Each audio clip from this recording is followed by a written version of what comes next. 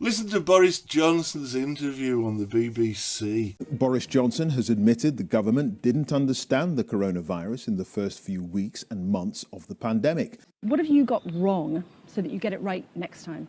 I think, Laura, when you look back at this crisis, everybody can see that this was something that was new, that we didn't understand in the way that we would have liked in the first few weeks and months. And I think probably, the single thing that we didn't see at the beginning was the extent to which it was being transmitted asymptomatically from person to person. But to put it another way, we didn't listen to all of the advice from Italy, from the World Health Organization, from China, because that was just Johnny Foreigner.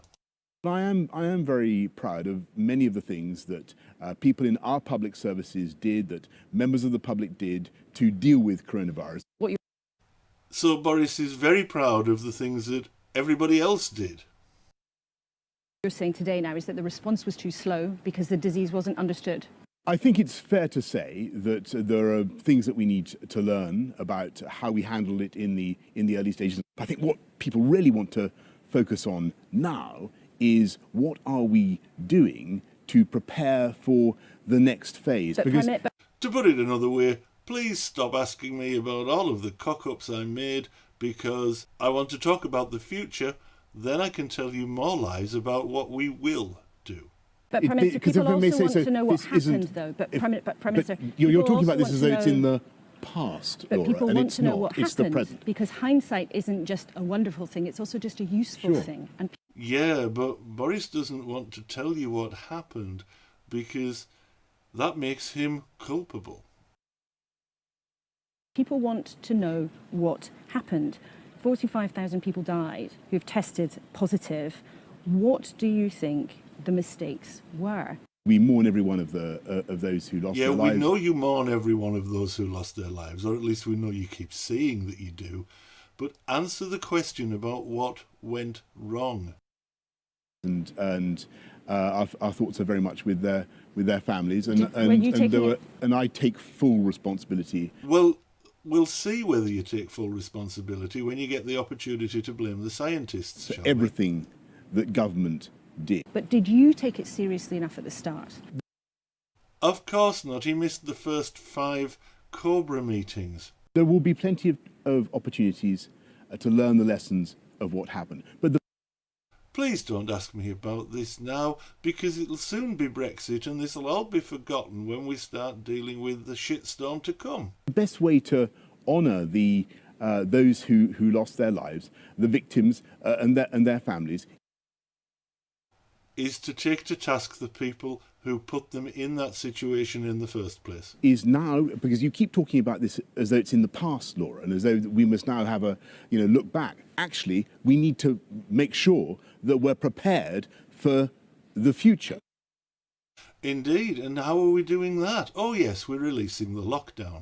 Prime Minister, isn't that precisely why now is the time to be honest about what went wrong? Yes. Do you regret now that lockdown happened when it did? Many people believe it might have been too late. You're trying to run a kind of... This is what's known as the ad hominem strategy. Instead of us answering the question, the Prime Minister is talking about the person asking it. Inquiry into what happened Minister, I'm not trying to run an inquiry. I'm trying to get you to acknowledge what might have gone wrong. I think when you listen to the scientists, the questions that you have just asked are actually very open questions.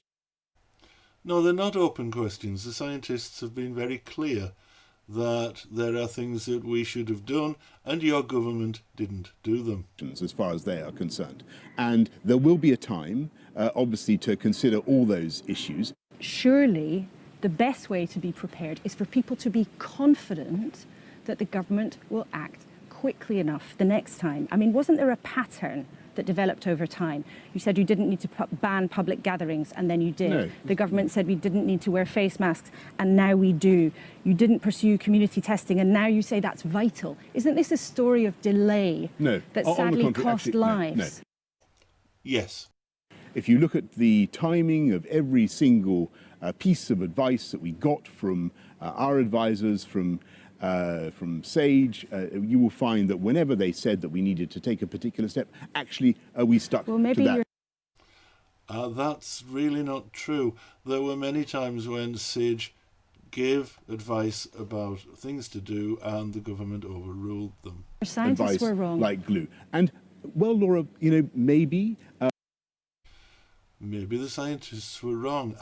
Boris, I thought you took full responsibility. there were things we could have done differently, as I've said. What's the hardest thing that you've had to decide in this room? I think it would be difficult to choose the single most difficult thing that I've personally had to deal with. But That's because he didn't personally deal with very much. It was all left to Dominic. Gone, perhaps, his insistence that the right decisions were made in this room at the right time.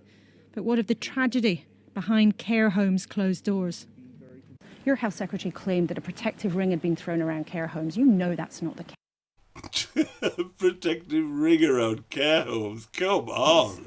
well, we've done a huge amount, and I've mentioned But it was too late, wasn't it? I've mentioned the difficulty of asymptomatic testing, but It's not just about asymptomatic testing, though, is it, Boris?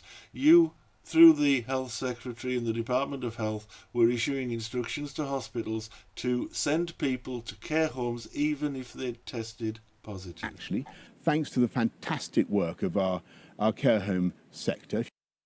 Once again, Boris is saying how happy he is with the work of other If you people. look at what's happening now, the number of new outbreaks in care homes is massively down, and we're testing every care home worker it would weekly. be Every different care next home time. testing every care home worker weekly, every care home resident every 28 days. We will increase testing. So you promised it would be different next time. NHS. That's twice that he's been asked, will he promise that it will be different next time? He will never answer that. Care homes. and care home workers, both symptomatically and asymptomatically. And so we're learning the whole time. This disease also affected you personally. Did you think you were going to die at that moment when you were so seriously ill? I was very lucky, and I was treated. I had fantastic doctors and nurses in the NHS. Which is why, presumably, he is damaging the NHS, refused to protect it, and actually is denying those people a pay rise. For me and for quite a few others and this is an issue that we're raising today, is the issue, frankly, of being overweight. Yeah, a lot of us are overweight. I am. You are, Boris.